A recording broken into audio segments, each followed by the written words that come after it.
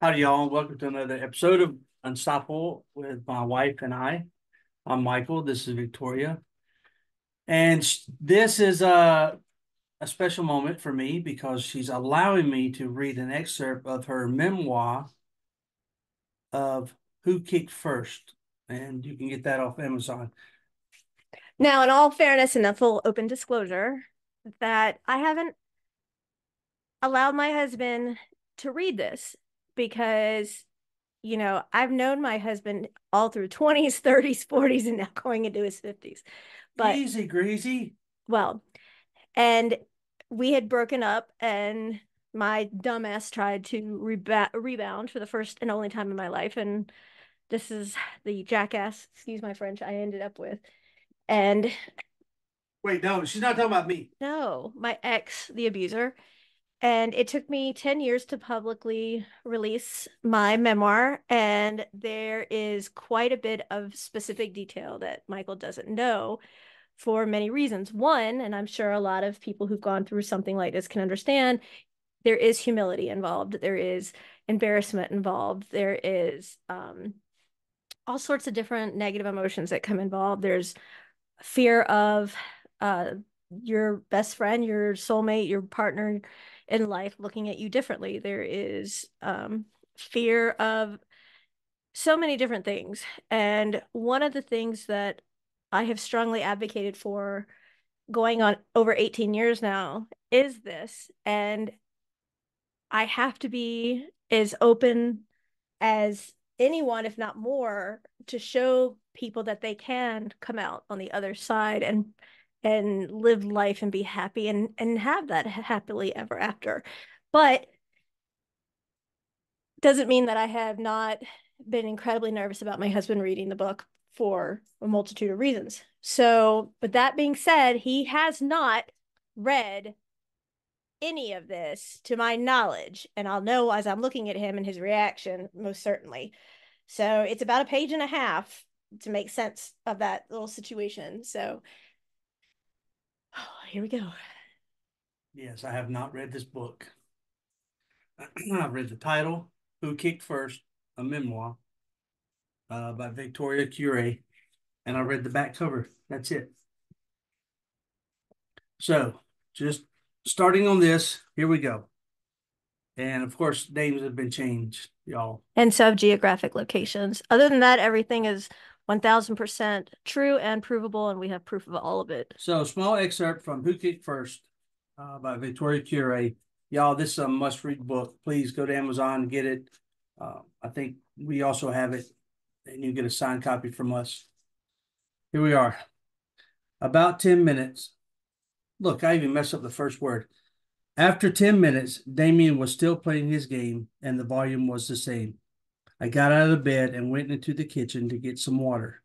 I asked Damien if I could bring him anything, but he never answered me. I came back to the bedroom to find Damien sitting on the bed with the TV off. I decided that, while I was up, I might as well make a bathroom run. As I walked in front of our bed, Damien rolled across it and snatched me by my throat. I gasped for air and tried to pry his hands from my neck. He pushed me backwards and pinned me against the wall. His hands were tightly placed around my throat. I started coughing and gasping for air. He laughed at my distress as if he thought it was funny. I felt as if my throat was closing up. I tried with all the strength I had to pull his hands away from around my throat. I kept clawing at Damien's hands with my nails, hoping he would let go of me. All I could think about was my little girl. I began to lose consciousness. I was scared to death. I fought to stay conscious out of fear of what he would do if I passed out. Damien turned me around and pressed my face against the wall as he continued to hold my neck. Only now he had me from behind. I turned my face to the side to try to loosen his grip. I kept one hand on my stomach, and with the other hand, I continued to try to pry Damien's hand from around my neck. Having your airway cut off is the scariest feeling, something I certainly would never forget. I felt burning tears streaming down my face as Damien sodomized me. He kept moving my face back up against the wall, holding it tightly with his hand still around my throat. I tried desperately to only have my face pressed against the wall out of fear of putting any more unnecessary pressure on my stomach. I attempted to turn my head as best I could. That seemed to relieve some of the force from Damien's hands. My head was pounding from the pressure. My eyes felt like they had erupted, and my breath was shallow. I felt as if I were literally swallowing razor blades. I just remember everything going black. Shall I continue? When I became conscious, I found myself on the bed. I had no idea how I got there. I tried to get away to no avail. He grabbed me by my ankles, flipped me over, so I was facing him. I felt so frail, so helpless, I could barely remain conscious. I kept going in and out. I tried so hard to focus on something so that I could stay alert and fight to live. Then Damien reached into the drawer he had reached into many times before. He pulled out a knife. Are you sure you want me to read this? Babe, we don't need to read this anymore. It's okay. Our I get it, okay? Our listeners will get it. It's okay. Babe. It's okay. How am I going to continue to show people I'm fighting for them and helping them if I don't show them that they're not the only ones who's gone through it? This is too much. Don't finish the whole thing. Just go a little further, and believe me, it gets a whole lot worse before. So just don't Yeah, go all but the I way. don't want you to hurt. Um, just go ahead.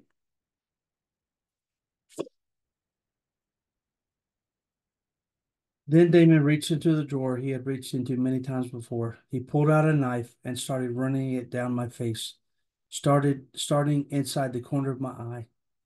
The tip of the knife went in and turned as it grazed down my face. I silently prayed for God to get me through this, begging not for me, but for my little girl. Baby, please, you don't need that thing. Put it away, please. Every word hurt to say, but I had to try. Talking hurt, swallowing was painful, and my eyes were on fire. I felt as if I was fighting for our lives. I had learned that if I tried to be sweet and compassionate when he acted like this, occasionally it would calm him down. Unfortunately, this was not one of those times. Damien ran the knife down my throat, pressing ever so slightly. He then circled my nipples with the tip of the knife over my nightshirt. I was at a loss. I lay there once again helpless at the hands of a madman, desperately trying to stay conscious so I could try to protect Faith any way I could. I silently tried to hum something soothing to comfort Faith and to take myself mentally out of where I was. Damien never placed the knife anywhere near my stomach. Instead, he took it directly from my chest to between my legs. I thought I was just about dead from all the pain. I must have lost consciousness again because I was awakened by Damien slapping my face from side to side. I was grateful he had brought me back to consciousness.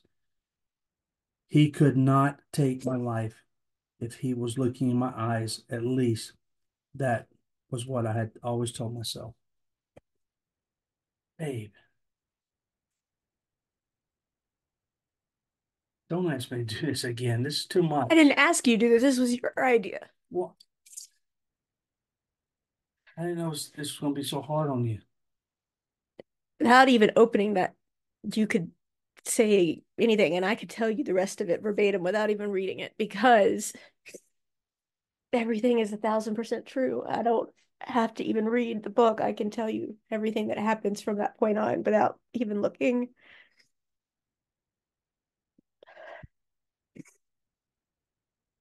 And man, I don't know what to say. I just, of course, I want to go find him. How many of our listeners wants to go find him? But so many people say, why did you stay? You deserve to stay. Why didn't you leave? I mean, when you try to leave the first time and he shoots and kills your puppy to show you what he'll do to you if you leave, you know that you're going to have the fight for your life. When you know that everything you do, and he just shows up in your office, or you have to call at certain designated points on the way back. And he takes your car charger, and he takes your phone, and he takes your keys when you walk in the door, and you are a prisoner, to say the least. I mean, literally, I was his punching ground. I was his punching ground. But And you were in my limited experience, you were like a lot of females out there. You're alone. You don't have the support of family members or friends. You're pregnant, so you're thinking more of your baby than yourself. oh, I made a deal with him: as long as he did not touch her, then I wouldn't fight him back.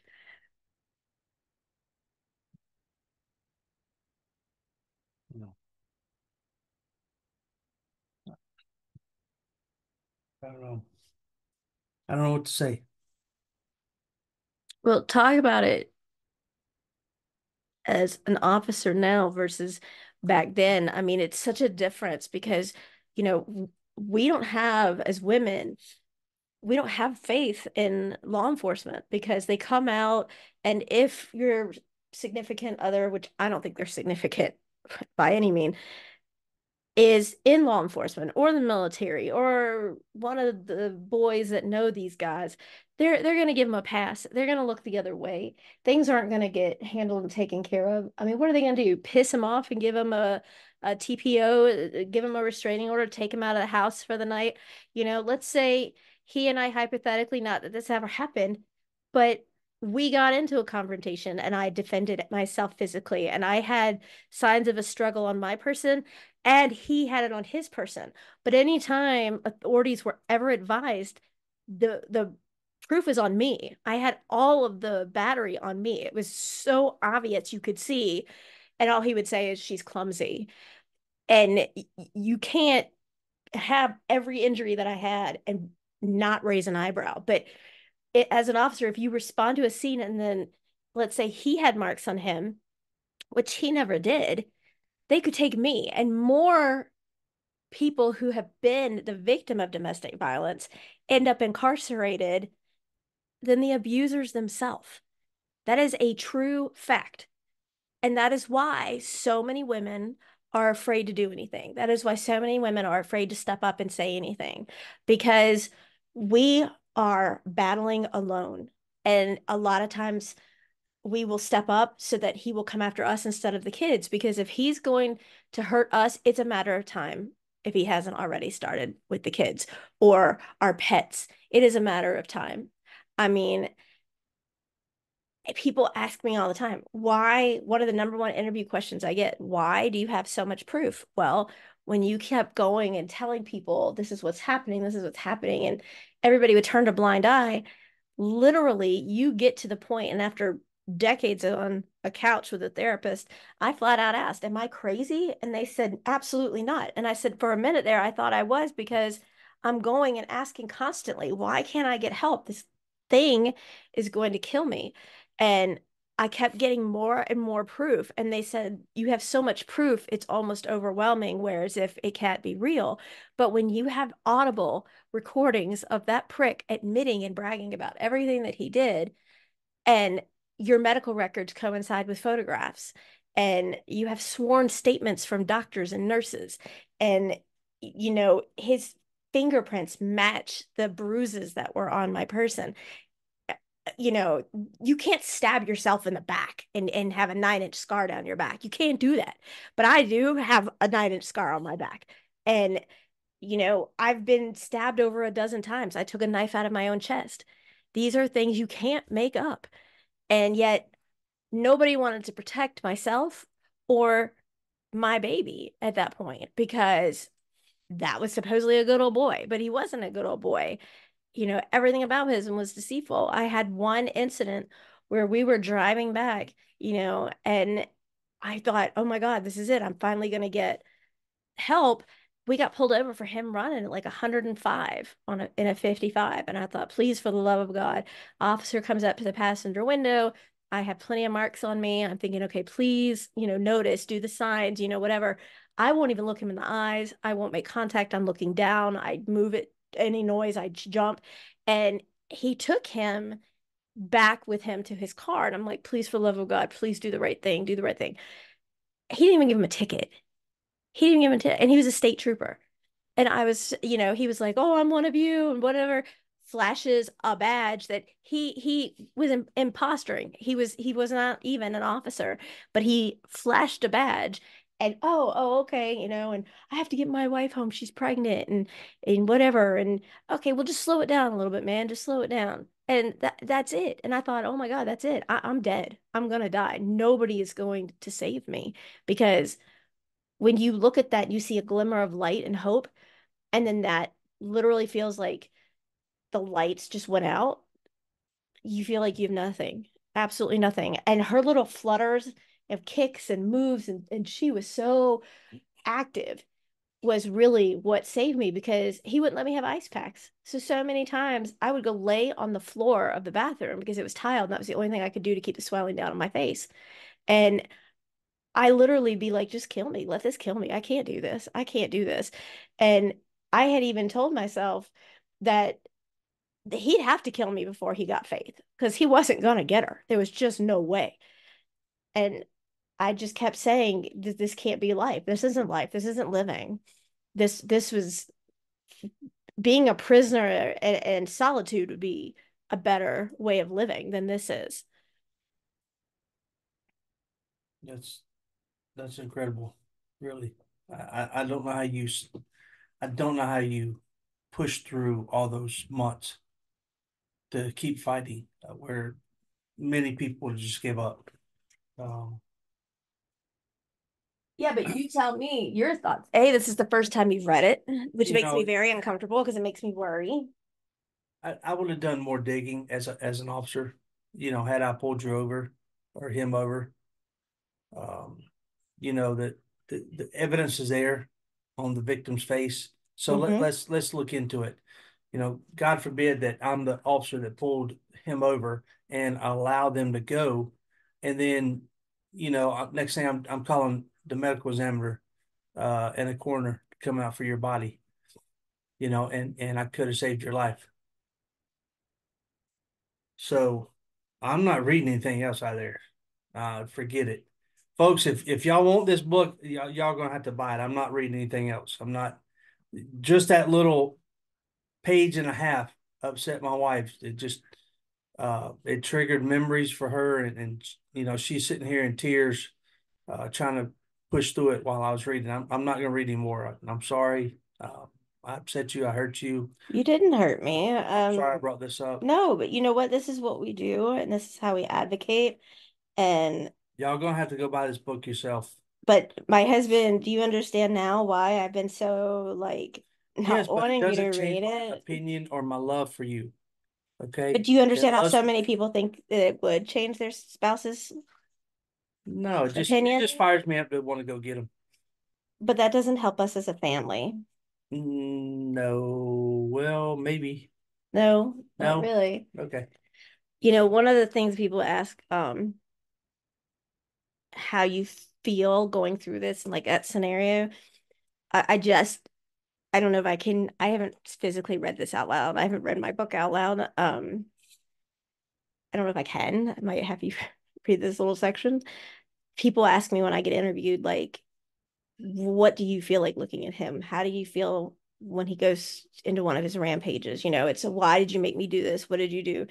So this is like the little excerpt of that. I imagine him as a ferocious dog which snarled and lowered his head, barked a low growl, and stood posed to attack. But if one is careful and doesn't move or breathe, every so often the threat passes and the dog backs off, satisfied with just baring his teeth as proof of his power. Damien didn't speak, but pulled back his arm and punched me so hard where my jaw and ear met that I actually felt my eardrum rupture. His face was a mask, and I knew the dog had awakened. The pain, when it came, was a sort of a pure thing. It was focused and clean. An angry fist connect with an unresisting flesh, and that flesh recoils. It shrinks, it bulges with blood and then shock. another black eye, another night of fear. That is literally like a really good explanation of what it's like. I would look at myself and I would see a broken person. I would see a broken, almost like a broken dove that had their wings damaged and was unable to fly like they had once done before. I had lost everything about me. And Monday mornings were my favorite day because I would drive to work, and Fridays were my least favorite day because I didn't want to be there for the weekend. I didn't want to be anywhere near. And it was the longest, most challenging period of my life. And what are you doing right now? Turn the phone around. No, I was curious. Uh-uh. I'm Uh-uh. curious why you named him Damien. We'll look up it, look up name and what it means. Um, Because that was a movie back oh, I when I never was saw growing any up. of these. Never saw Damien Owen. I never heard of it. He was the incarnate child of the devil. I never heard of it. So it's just a similarity that, you name I had a your really hard character. time naming. The only thing changed in any of this is geographics. That was from 76, 78. Damien Owen, the Owen. The only thing changed are geographics and names. That's it. And his was the last name I come up with because I couldn't come up with a name I hated enough. And I couldn't, when you hear like certain names, you automatically think of it. Like if you hear Madonna, you're going to think of the pop star before you think of, anybody else. You're going to think of Prince. You're not thinking of Prince William. You're not thinking of Prince Henry. You're thinking of the artist formerly known as, right? So I wanted to find a name that would be suitable and justifiable for the hatred and dislike that he You deserved. nailed it. And so I literally just kept thinking what would fit him, what would fit him. And I thought demon. And the closest thing to a demon was Damien. Okay. And so that was how I came up with that name. And that was, and what makes it even harder and throws the wrench in this whole scenario is, and I don't even know how to explain really that, people say I'm not surprised. People say you're put on your path by your biological parents and your biological father as to who you end up with. And there was over 10 years at one point I didn't even speak to my parents. And we are again no contact. And I wish them the best. And so many people don't understand why I say that because I don't have it in my heart to hate. I don't hate idiot anymore because we have one heart and we can fill it with all the love in the world or all the negative hatred in the world. And he doesn't deserve to have another minute of my life. And he doesn't have that kind of power. And I'll be damned if I'm going to give it to him. So I'm not giving him that power. He does not have that. He is not that powerful. So, uh, I pray for him every night. I pray for his family every single night. I pray for my biological parents every single night. I pray for my brother and I wish them all well. It's not, revenge is not mine to give. I'd like to hear about it. I'm human. I'll repent that sin, but revenge is not mine to give. I was left to live for a reason. Faith was left to live for a reason, and I am forever in debt for that. And so the wrench that was so hard for me was to hear my biological father tell me that he put him in my life, knowing what he was capable of and who he was and what he did. And I know that so many people in that circle who knew him weren't surprised, but I was. Like I as a parent, I couldn't fathom, No. even for a millisecond, doing anything that would hurt any of our kids. Like You might as well have done it yourself. there's no way I could have, there were so many times I jumped in to help protect my dad, and to think that some human being could do that just blows my mind. I mean, and you've known my biological parents for decades. Were you surprised when you heard that? Well, it's not to be expected from him. I mean, he stoops very low. That so many people fear him, and that I I don't. I, I've got everything I want out of his daughter, and well, that wasn't his to give. I took you. I remember that conversation that you had with him many years ago, where you told him About the that, prenup? well, you told him you didn't want anything except That's right. Faith and I, That's right. and I think he went nuts because he always wanted to have that control and power over somebody. Yep. That was his big. And by the way, y'all, Faith is recovering. She's doing great. She's here at the house. So amazing. She's had many surgeries and obstacles and hurdles to go through and two different hospitals and just the kid's been through hell. Y'all can follow up on the Facebook. And both sides of our family, except your dad and Pat, who I love and worship and adore, knew what was going on, and nobody. I mean, Yeah. how do you do that? How do you not want to know how? I don't know, but I'm telling our listeners she's recovering, y'all. Not She's only is getting she better. recovering, but she's like she interviewed one of the sweetest ladies ever, Oh, and who is that? Abigail Hawk, who Blue Bloods, who's amazing. She is like so What's her down to character earth. name? Detective Abigail Baker. There you go. And She Faith interviewed her when?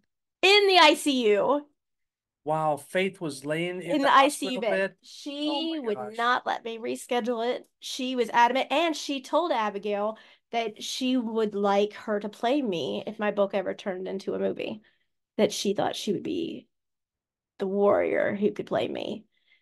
And I was blown away when Abigail said it would be her honor of a lifetime to be able to do that. That'd be awesome. So If you can just get Keith or Sutherland to play he is dipshit idiot Damien.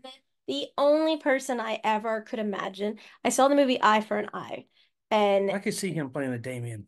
well, see, the thing is, my biological mother says to me years and years ago when Faith was little, "Oh, you have to stay awake. This is a good movie. It's Sally Field." Well, when I think of Sally Field, I think Sure, of Sweet, sure. I mean, uh, Magnolias. Sweet Magnolias, and I think of, Robin Reynolds. Williams, and, An Eye for an Eye is about a special needs little girl. She's not a little girl, but to me, she was, and she gets murdered while on the phone with Sally Field by Keith or Sutherland.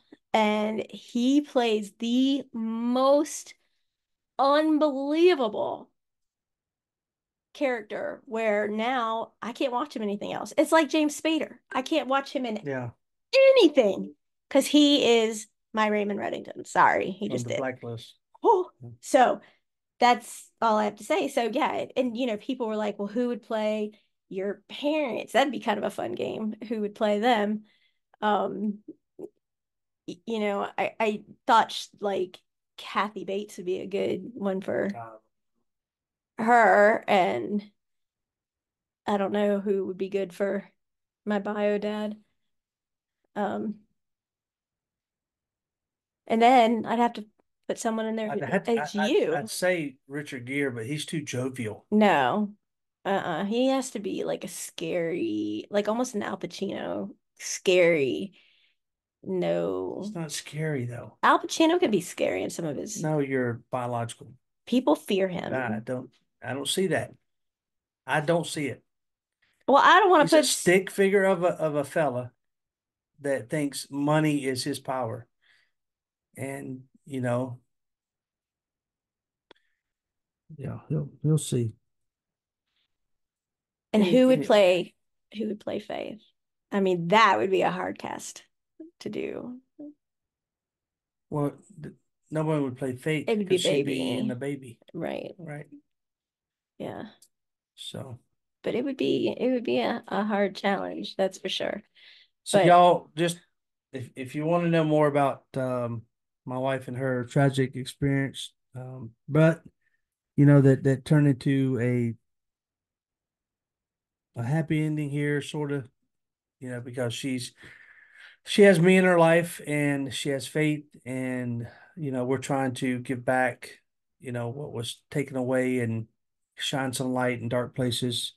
And even if you meet your soulmate 30 years ago, 25 years ago, whatever the case may be, and you know that moment that that's your soulmate, because I did, then Don't give up. don't give up, because I even knew I would lay in bed and like I would run my hand down my own face because that's what Michael used to do to me when we dated. He would put his hand down my face.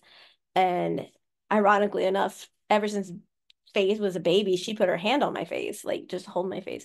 And I couldn't get that same simulation that you did when you put your hand on my face. I couldn't get that same touch feeling. And I tried so often and I thought if I give up, he wins. And I look the best I was described by my bio parents as Freddy Krueger and the Elephant Man had a baby. And because I'm all scarred up. Or here, take a Sharpie and you can connect all the dots of all your scars and you'll be entertained for the whole entire evening. And I look at those scars now and I think that's how many times this jackass tried and he failed. And I succeeded and I overcame. And it took me a long time to think that way. It took me a long time to feel that way because And you're absolutely beautiful. but a lot of people gain weight. They hide behind clothes. They do other things. And so many people don't understand why. And you know what it is? It's because it's the one very few thing that we can control at that point, because everything else is in their hands. And you learn to pick your battle, per se. But I look down and I look at some of my scars and I think, you know what? He dragged me across the house and gave me carpet burn and did this and did that and tried to cut her out of me and give me an abortion. And he failed. So he's a coward. He admitted in court he wouldn't hit me when I was pregnant. I mean, sorry, he wouldn't hit me until I became pregnant because he knew the first time he hit me and I wasn't pregnant, it would have been the last time because I would have hit him back and this would have been way over. He would not have stood a chance. And he admitted that. He openly knew he wouldn't have won with me. And I made it very clear I would never hit him first, but I have the right to stop the threat and defend my family. And I don't think enough people are doing anything to help the crisis that we are in about domestic violence. Everybody is more concerned about who's TikToking and who's Instagramming and what's the latest dance and the right pronouns and how you call this person or that person while violence continues to rise. And literally, the numbers of domestic violence are just shouting their way through the rooftops. And nobody is really standing up and saying, this has to stop. And so many people do say, well, it's not really his fault. He came from an abusive family. Well, if that's the case, I have the right to be like a serial killer. And I'm not. I've never put hands on anybody. I've never hit you. I've never hit Faith. I've never spanked Faith. I've never, I don't get into any of that because I know what that feels like. And I am not going to do that to people I love. So when people say, hey, this is why you have to, forgive them, is because they were abused when they were little. Bullshit. You can't say, that that's a good enough reason because it's not. You don't give to justify to them that, oh, it's okay, you smack me around because you were smacked around as a kid. No, you do the right thing, you man up, and you break the cycle, just like I did, just like so many other amazing people I've had the pleasure to work with have. If you get mad enough at a significant other, woman, man, trans, whatever the point is, and you want to put your hands on them, walk the hell away. Turn around and walk away for a moment. Think that's your mom, think that's your sister, think that's your grandmother, and wonder how you would feel if you found out that was being done to them by someone else. Walk away, then you're a man. Bow up and hit them, you're a coward. You're an absolute coward. And you try to bow up and say you're this big badass, whatever, and you're intimidating and threatening and scary and all that. But you know what? You're a coward.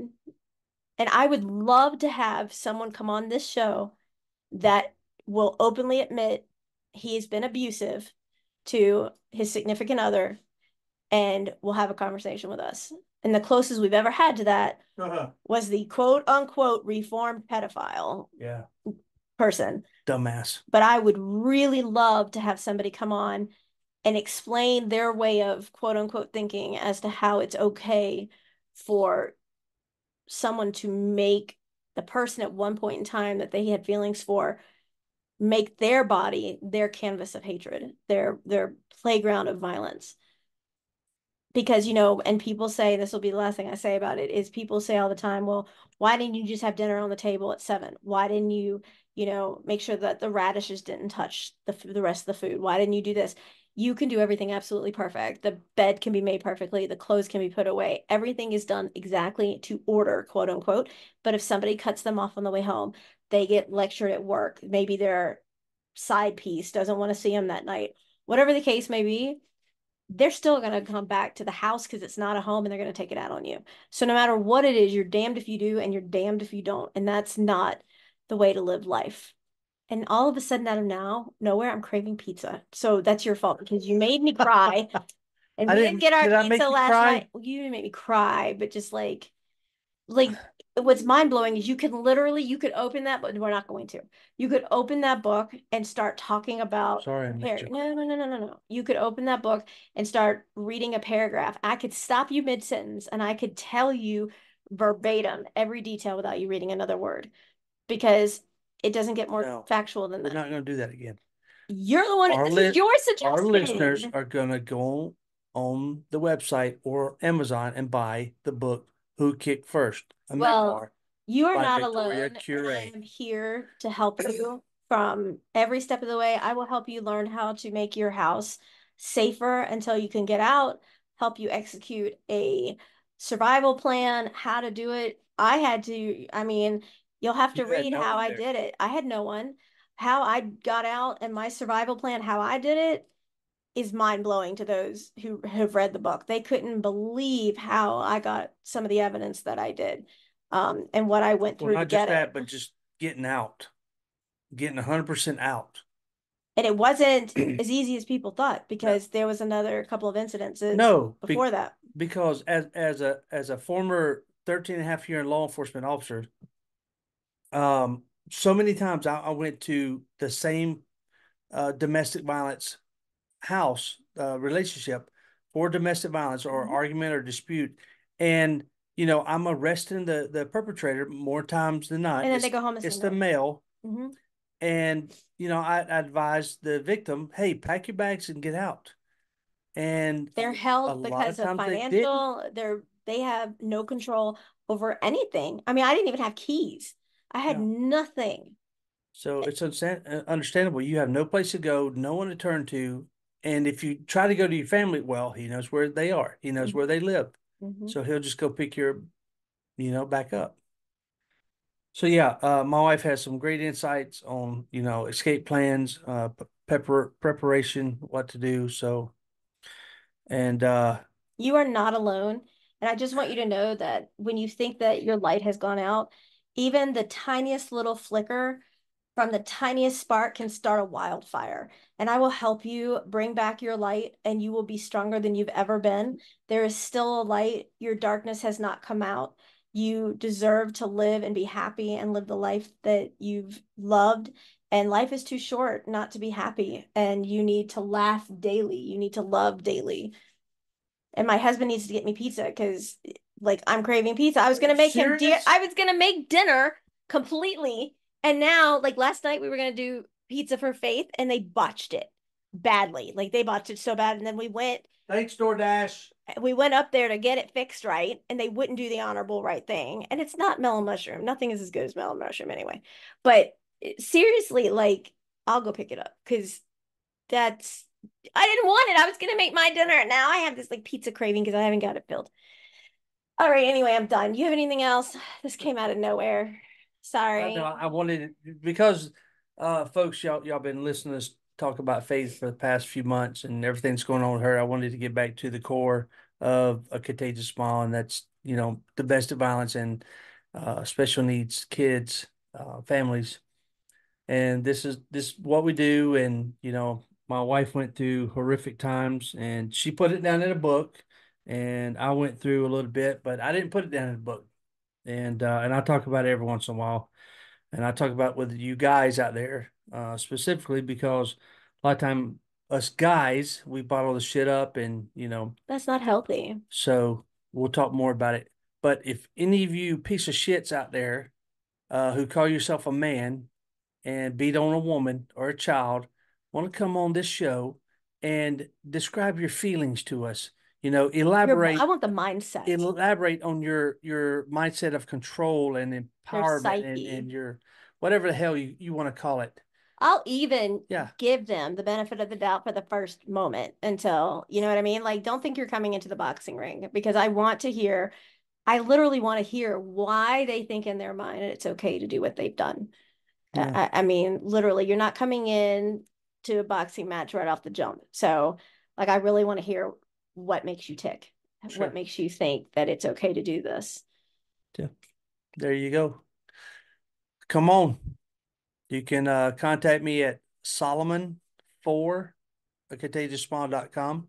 And if you want to be the man that you are, as you call yourself when you go on there, I'll even do the interview without Michael around.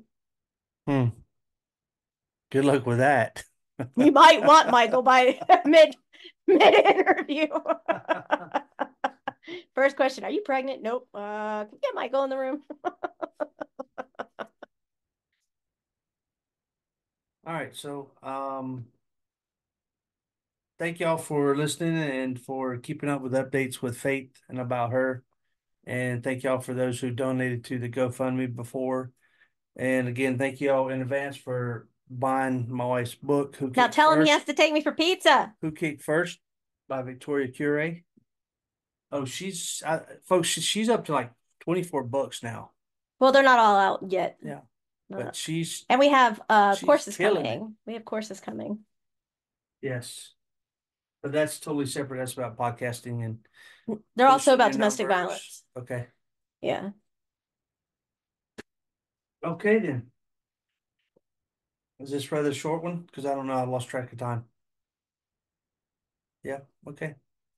Thank y'all for listening to A Contagious Smile with your lovely host, Victoria and Redneck Michael. Bye, y'all.